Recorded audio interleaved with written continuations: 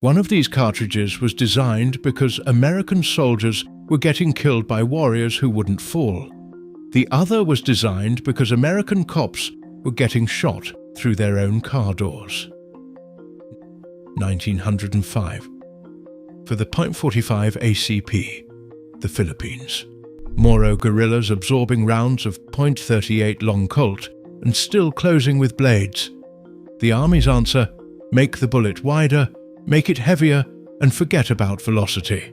Just stop the man in front of you. 1935 for the .357 Magnum. Prohibition-era America. Bank robbers wearing crude body armor and driving cars fast enough to outrun police. Law enforcement needed a round that could punch through a car door and still be lethal on the other side. The answer: take the .38 special case, stretch it 1/8 of an inch, pack more powder, and push a smaller bullet fast enough to defeat steel.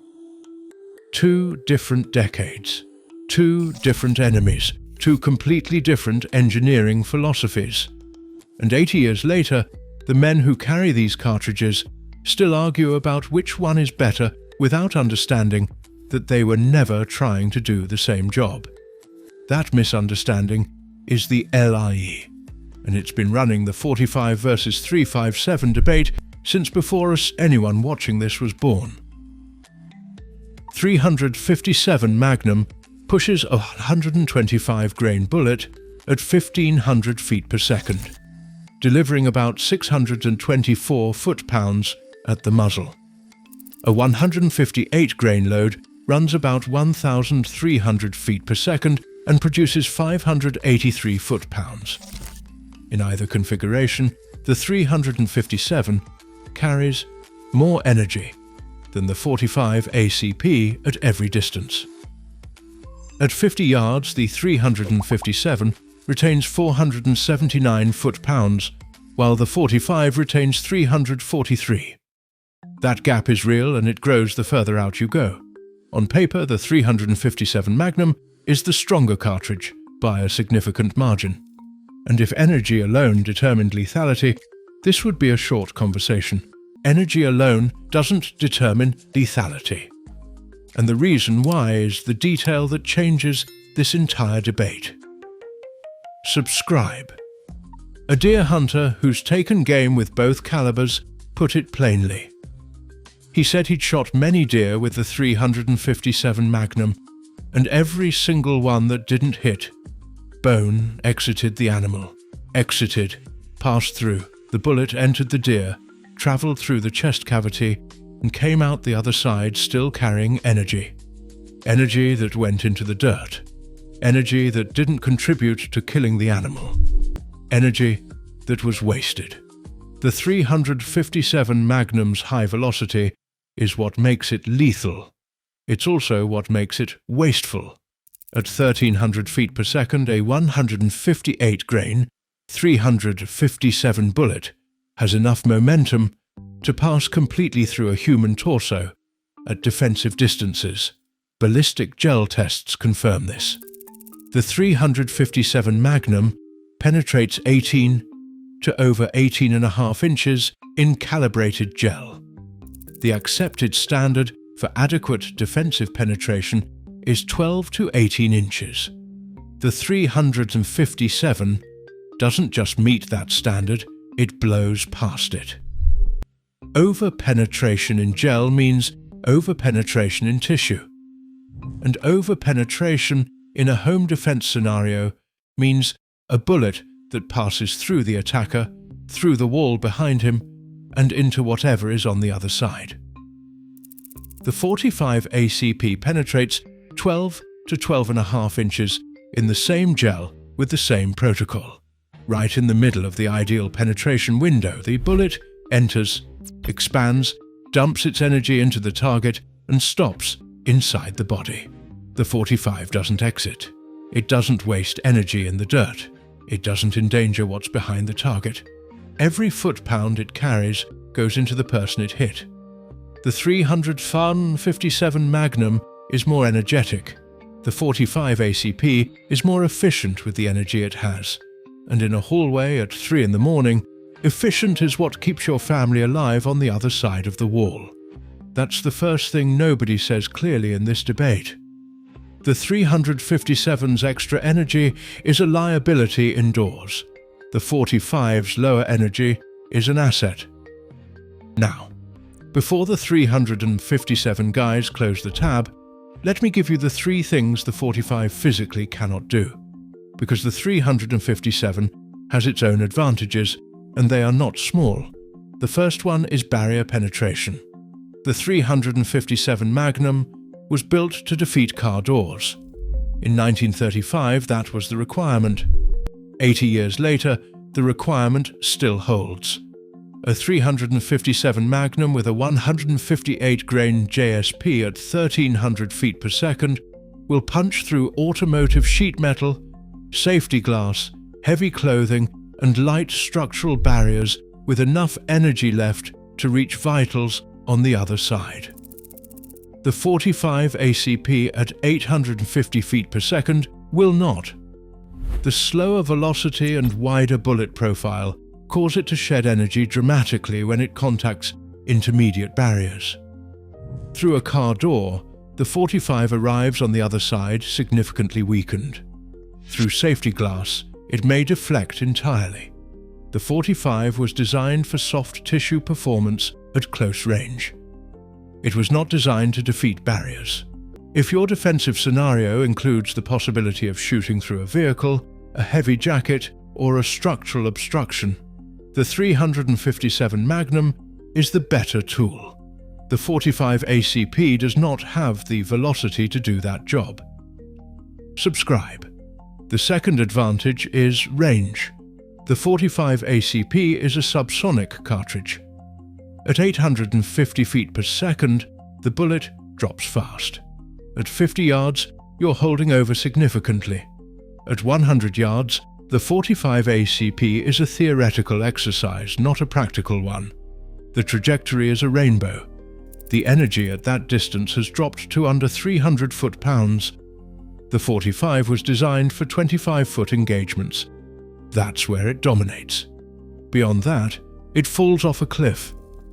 The 357 Magnum at 1,300 feet per second shoots flat to 50 yards and remains practical to 100.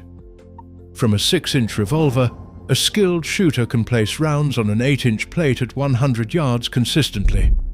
The energy at that distance is still over 400 foot-pounds. That's genuine stopping capability at 4 times the distance the 45 remains effective.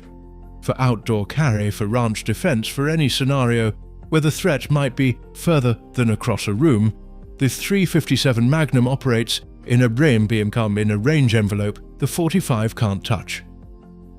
The third advantage is versatility, and this is the one that wins long-term arguments. A 357 Magnum revolver shoots 3 cartridges, 38 short Colt, 38 Special, and 357 Magnum. 1 gun, 3 power levels. Load 38 special wad cutters for target practice at 15 cents a round. Load 38 Special plus P for light carry. Load 357 Magnum, 158 grain hard cast for the woods. The 45 ACP fires 45 ACP. 1 cartridge, 1 power level from factory ammunition. The 45 Super and the 460 Roland exist as modifications, but they require barrel swaps, spring changes, and ammunition that costs over $1 per round. The 357's versatility is built into the chamber, no modifications needed. For cost of training, the 357 wins decisively. A man shooting 38 Special through his 357 revolver trains for 15 cents a round. A man shooting 45 ACP trains for 50 cents. Over a year of regular practice, that's the difference between 600 rounds and 2,000 rounds for the same budget. The man with 2,000 rounds of trigger time is a better shot. Period. Now, the recoil comparison that everyone gets wrong. The 357 Magnum produces about 9 foot-pounds of recoil energy. The 45 ACP produces about 6. The 357 kicks 50% harder, but that number doesn't capture the difference in how the recoil feels. The 357 Magnum recoil is sharp, a snap. The muzzle jumps fast, the gun rotates upward in a quick whip, and the shooter has to recover before the next shot. The recoil duration is short and violent. The 45 ACP recoil is a push, slower. The muzzle rises gradually. The gun rolls back into the hand instead of snapping out of it. Same general perceived intensity, but spread over a longer duration. That slower impulse is dramatically easier to control for follow-up shots. Competitive shooters describe it as the difference between being slapped and being shoved. Both move you. One lets you recover faster. For rapid-fire accuracy, the 45 ACP is the easier platform. The push lets you stay on target between shots. The 357's snap forces a full-sight reacquisition after every round. In a defensive encounter where you need 3 aimed shots in 2 seconds, the 45's recoil character lets you do that more naturally than the 357. Subscribe. So the verdict. And this is where I'm going to lose half the audience no matter what I say. For home defense inside a structure, the 45 ACP is the better cartridge. 12 inches of penetration instead of 18. All energy dumped inside the target instead of through it. Recoil that allows faster follow-ups, and subsonic velocity that suppresses better than any supersonic round if you run a can for outdoor carry, ranch defense, barrier penetration, hunting, and any scenario beyond 25 yards. The 357 Magnum is the better cartridge. More energy at every distance, flat trajectory to 100 yards, barrier defeat capability, and a training economy from 38 special compatibility that the 45 can't match. The lie is that one of these is better than the other.